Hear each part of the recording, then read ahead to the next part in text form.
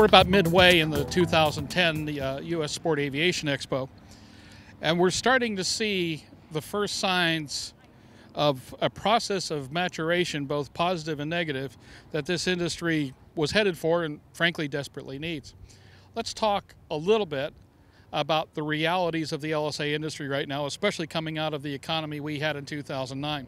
There's 100 and some odd designs available right now, some built in some significant volume and some built one or two at a time, and may have 3 or 4 a year max to show for themselves. We can't support it. We never could. We're not likely to now in particular, and as time goes on, it's only get tougher. And the thing we're finding out right now is that ultimately these companies are going to distinguish themselves very carefully. And let me give you a case in point. Walking around yesterday, several of the booths, the salespeople are talking to each other. They're not talking to customers. Customers with brochures in hands are standing off to the side. They don't know how to approach. They're not getting the information that they need. The airplanes are out there, and that's great. But there's nobody out there talking about the merits of the business, nobody answering the questions about how to fly, how to buy, how to license, how to maintain, how to support what they have to offer. In most cases, you don't see that.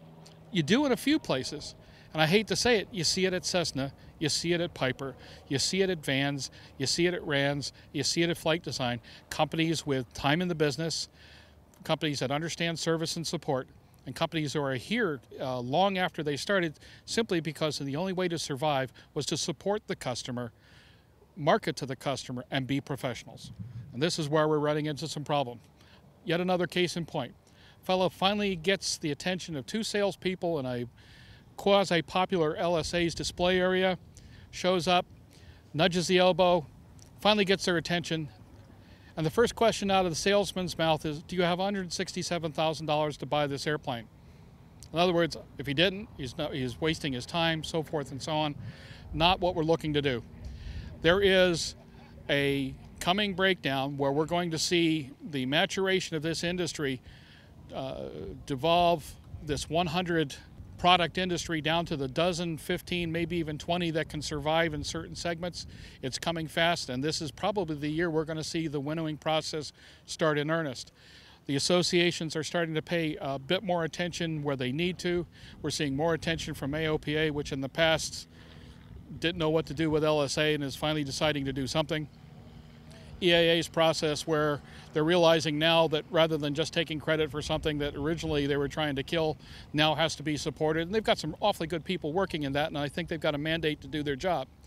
And then finally, like anything else, it's a matter now of, as the economy tries to recover and stumbles along, people are finding out that there's an exceptional value here. The one overshadowed problem of all things is simply this. It's always been expensive to be in aviation. LSAs are no different. $100,000, $120,000, $160,000 for an LSA is a tough price to pay. Of course, you can't get the prices down until you get the volume, and you can't get the volume until you get the prices down. It is going to be an interesting thing to watch this industry try to mature, try to build itself into a more professional, more polished industry. We're seeing the first signs of the people that are attempting. But you watch, future U.S. Sport Aviation Expos will be more about supporting the customer and less about giving them way too many choices, because ultimately those many choices are just simply not going to survive. And the professionals, the folks that are willing to market, willing to support, willing to hold hands, willing to show them what they can do after they make the sale to keep them happy, to keep them in the air, and to keep them safe. Those are going to be the survivors at the 2011 U.S. Sport Aviation Expos and beyond. For the Aero-News Network and for Aero-TV, I'm Jim Campbell.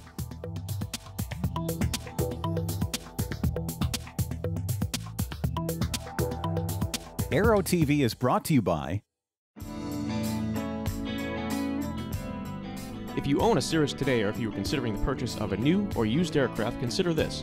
Avidyne, in conjunction with the country's leading Cirrus sales and maintenance facilities, has launched the G3 R9 program that combines the purchase of a late-model, low-time Cirrus aircraft and the addition of the Avidyne Integra Release 9 avionics suite for much less than you may have thought, and certainly much less than purchasing a brand new aircraft. G3 R9, combining the best airframe, best engine, and best avionics for the best value.